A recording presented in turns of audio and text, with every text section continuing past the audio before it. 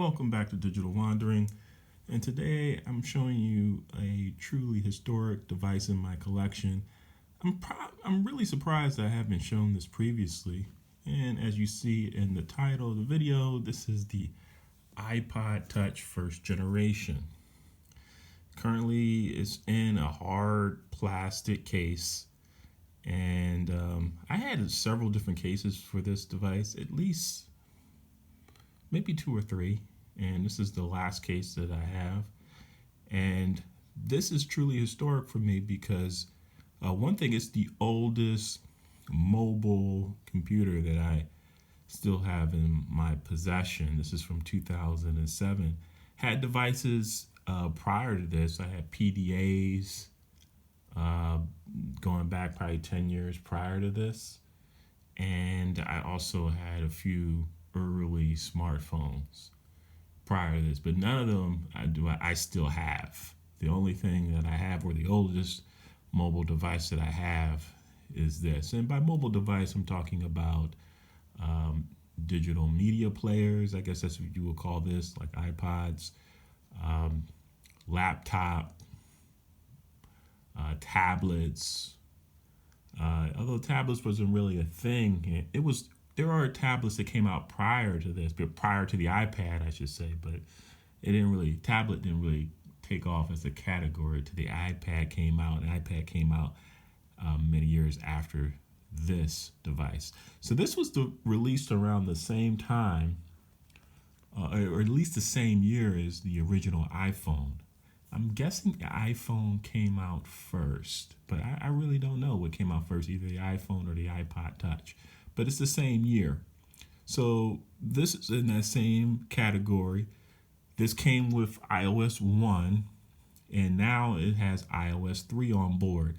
So this is a device I haven't really used since 2010. So it's over a decade since I used this on a regular basis, and I use this a lot for those 3 years that it was in my possession.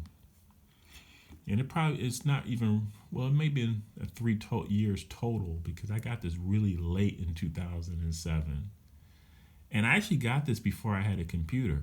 And what I found out, because I was using, smartphones and PDAs before I got this, I found out after I got this, I couldn't activate it because you needed to connect it to a computer that had iTunes installed in order to activate the iPod Touch. So I bought this, I think I bought it through Amazon. It was delivered to where I was at the time.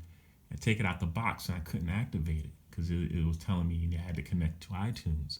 So right after I bought this, I then went out and I bought a laptop, the 2007 MacBook that I've shown on this channel before, just so I could activate this. And in a sense, it was a really good move because buying this led me to buy my first Apple laptop. Because prior to that, I wasn't really sure about buying a laptop computer. I didn't have a lot of experience using my own computer. I just used, computers at school, computers at work, or whatever. I didn't really have a lot of experience using a computer at home. So I was a little apprehensive.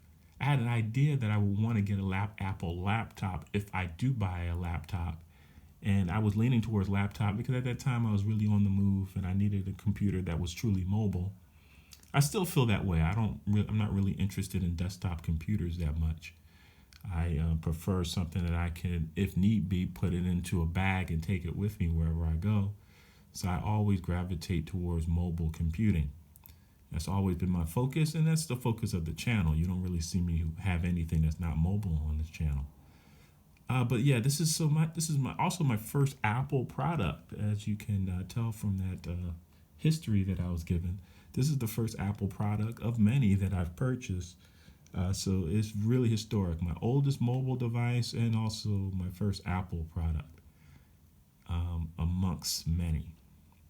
So you can look at this, and it's on the homepage right now, and you can see some things that are kind of interesting. Many of the icons, let me see if I can get this to show up a little better. Many of the icons, some are familiar, but Most of them have changed a little bit. I think the one that looks as close to its modern equivalent is the Mail app. That basically looks like the Mail that we have now. I think the only difference that I see is on the modern Mail app. This one has like clouds in the blue background, if you can see that, and that doesn't really exist in the modern one. Other ones are kind of close to the modern equivalent, but a little bit different. So this is a really old version of iOS, rocking iOS 3 right now. iOS was a little different back then, and I had to go to Wikipedia to refresh my memory. So this came with iOS 1 on board. To upgrade to the other iterations of iOS that came out, so this supported iOS 2 and iOS 3, you had to actually pay for iOS on the iPod Touch. Apparently, they gave you new versions of iOS for free on the iPhone. But on the iPod Touch, when a new version of iOS came out in the early stages, I think you had to pay for iOS 2 and iOS 3. I think iOS 4. At some point, they started to make it free for the iPod Touch as well, but I don't remember exactly when that was. I tried to look at Wikipedia to try to find out when that was. The best I can tell, it might have been iOS 4, which was the first one that was absolutely free for the iPod Touch as well. I remember paying $10 for a upgrade of iOS on the iPod Touch. And that corresponds from what I can see in Wikipedia to iOS 3, the one that's on here right now. So I don't know if I ever paid for iOS 2 or not. Uh, One of the things, and also Wikipedia, it doesn't really fit my memory because when it showed on Wikipedia the apps that came with iOS 1, I don't remember all those apps being available because what happened is this. My memory tells me that the Notes app that you see right here was not available in iOS 1, and I think the Weather app wasn't either. So that was one of the reasons why I eventually upgraded because I just wanted to have those additional functions. Because I remember the Note app not being there in iOS 1 because I remember having to do, since it didn't have a Notes app, one thing I found I could do is if I needed to jot down a note quickly enough, what I could do is, let me see if I could find it here. This is show as opposed to explaining it. Let me see.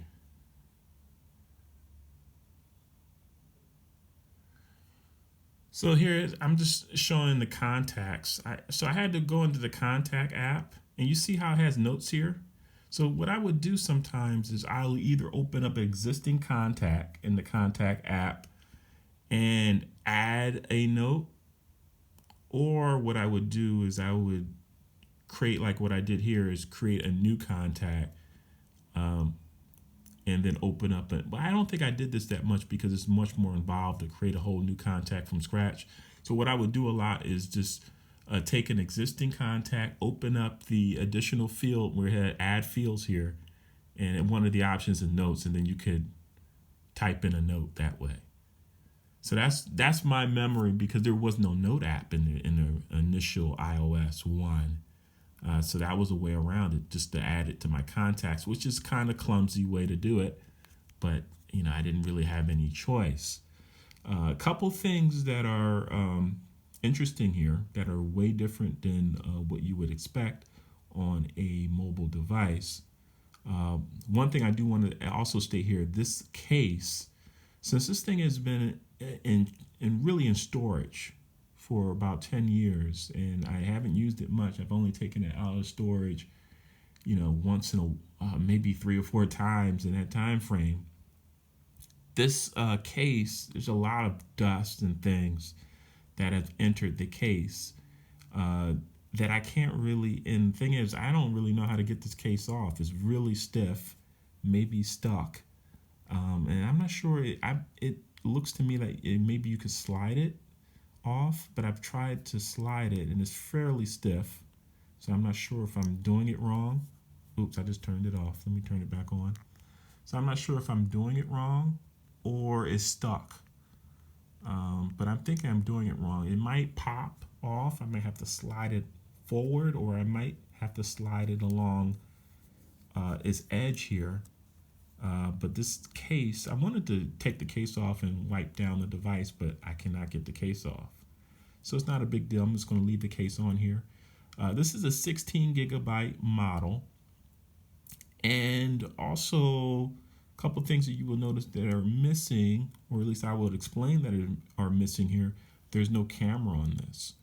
So on the early versions of the of this device, there was no camera. You actually didn't get a camera until iPod Touch 4th generation, which I actually have one and I've shown it on the channel previously.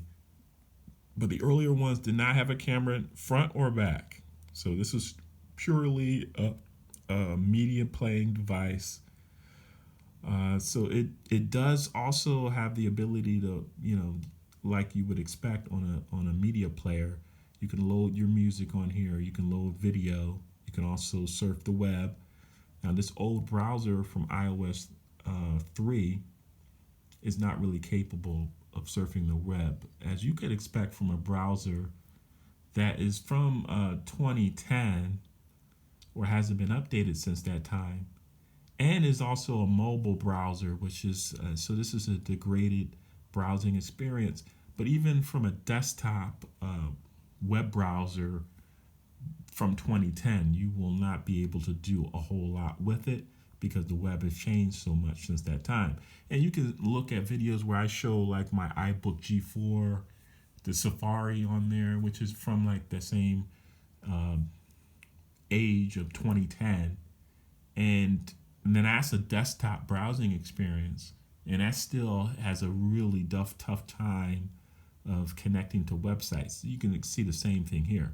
So the browser is really degraded and can't really do much. You can do one thing here, which you can do in just about any old browser.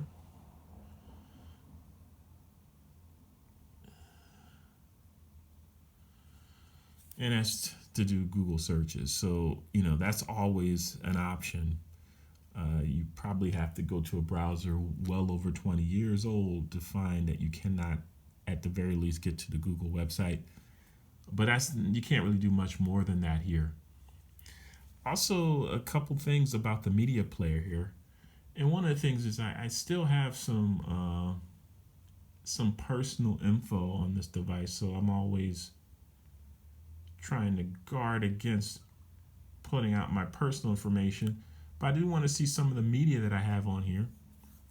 Now, this is a Jimi Hendrix video. And one of the things that's interesting about this device is that it has no external speakers.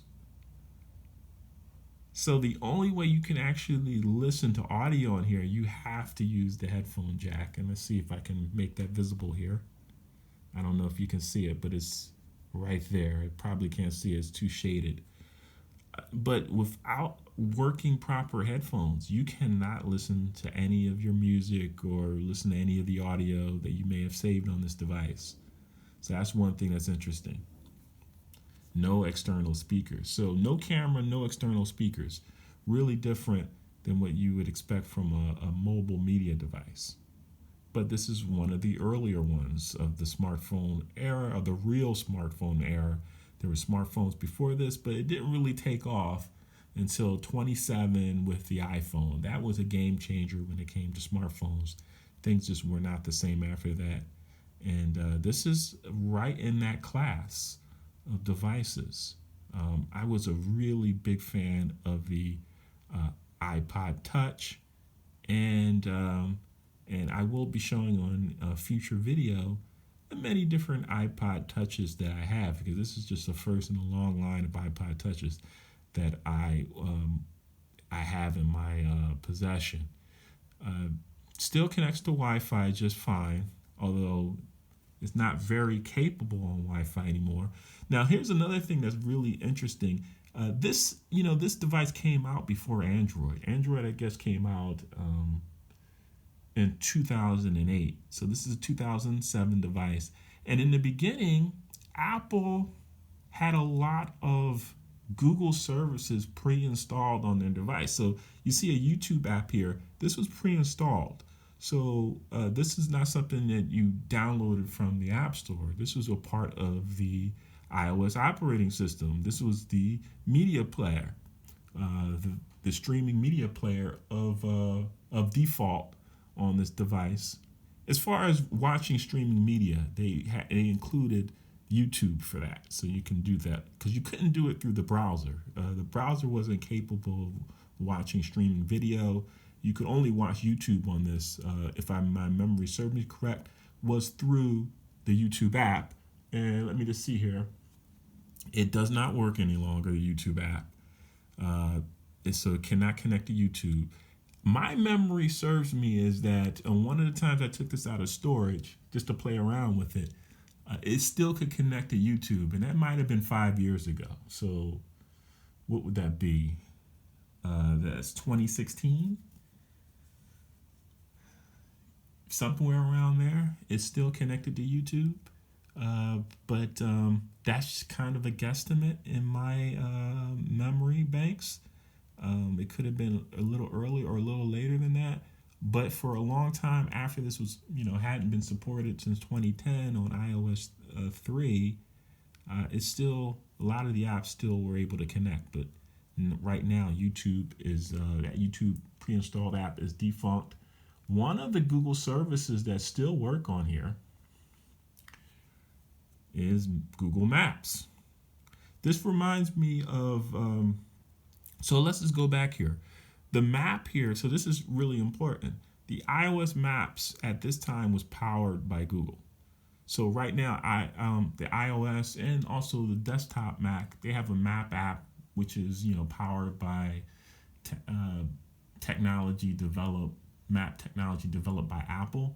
But in the early days of iOS, the map app was powered by Google Maps. So, and this still works, although it's very slow and not that responsive, as you would expect from. Now, this only has 128 megabytes of RAM. But as you see, the detail is there. Let me see how far. It's very slow to. And maybe that's as small as I can go here.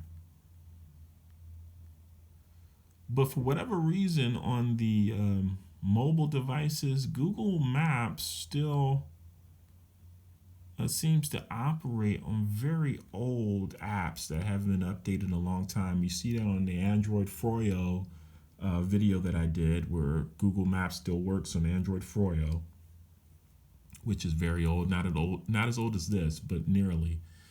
And on iOS 3, the Map app powered by Google still works, despite it being so old. So if you could connect to Wi-Fi and travel, you could actually still use this, although it's not as great of experience that you would get on a modern device. So that's really interesting. No YouTube, but Google Maps still works. The weather doesn't work. And I think this is powered by Yahoo. Yeah, it doesn't work. So there's that. Much of the other things, things that don't require internet connectivity, like the contacts, the notes, calculator, obviously, these things will still work. So if you were, if you love this device and more so than modern versions of either the iPod Touch or just smartphones in general, you could technically still use this as a media player. This is a 16 gigabyte model, so if your key media that you like to carry around with you, and you gotta have some type of earbuds. I'm not sure if you could connect this through to like any type of Bluetooth type earbuds. So it'll have to be using Bluetooth for any other type of connectivity here. So you would have to probably have a wired connection. I think that will be the only way to reliably use this device. So I don't think any modern Bluetooth peripherals would work well with this old version of iOS. I could be wrong about that. I haven't tried, but I'm just guessing that. Um, but yeah, so you can still use it as a media player and and for Google Maps, but that's about it. Now another thing that's kind of weird about this is the only mobile device that I ever jailbroke. So I actually jailbroke this sometime after 2010. When I stopped using this, I decided, hey, let me try to experience the jailbreaking process with a device I'm not really using anymore. So this is a safe device I could jailbreak. And I did jailbreak this. So this is a jailbroken uh, iPod Touch. It, jailbreaking it did not invigorate me in any way or cause me to use this more. Because I didn't really like the jailbreaking experience, and I've mentioned this on a lot of different episodes here or a lot of different videos on the channel. Jailbreaking is it's a strange process for me. One thing it requires me to trust random developers online with altering my device in a significant way. So, like to jailbreak this, I remember going to I found a forum online that and it had a link there you could click on, and that would begin the jailbreaking process. And it just seemed like it's just so much. Now, as far as I know, the link didn't damage my device in any way or do anything malicious to it. But there's a lot of trust involved in the jailbreaking process. And I don't have any reason to trust these people. I mean, what will stop these people from posting a malicious link that will damage and alter my device in some way or expose my information, and then also I had problems after the jailbreaking was complete. I did find the answer by digging through I think the same forum and finding someone else that had a similar issue. But it just it didn't feel like a comfortable process for me. It requires a lot of trust in people. Now there are people in the developer community online that have serviced the community for a very long time, and they're like trusted developers within these communities, these hacking communities, I guess. Uh, so I'm not crapping on the process, but it just wasn't for me. It just seemed like a weird process here, and it just was. You do have you. Let me see if I can show that here. Got a lot of old apps on here, and I just want to. Okay, here we go. Well, let me open this up. I don't think it will load here because when you jailbreak it, it did give you an app store, an additional app store where you can download apps that will work on a jailbroken device. And I'm trying to access that app store right now, and it's just spinning. So this is probably not okay. Look at it's saying loading database.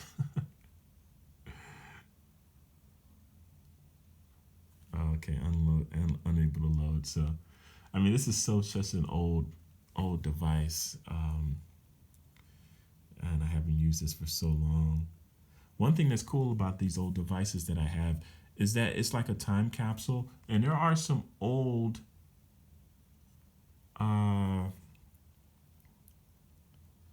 uh, media and things that I have on these devices that are really interesting. Like I showed you that Jimi Hendrix video. I have other videos on here and music, things that I haven't listened to in a while, and I'm not sure if I have it listed anywhere else except saved on this device. So it's really an interesting time capsule and brings up back a lot of interesting memories. But yeah, this is the iPod Touch, first generation. Really great device for its time. Maybe not as useful now, but it's something that I do enjoy having in my collection. So this is Digital Wandering signing off.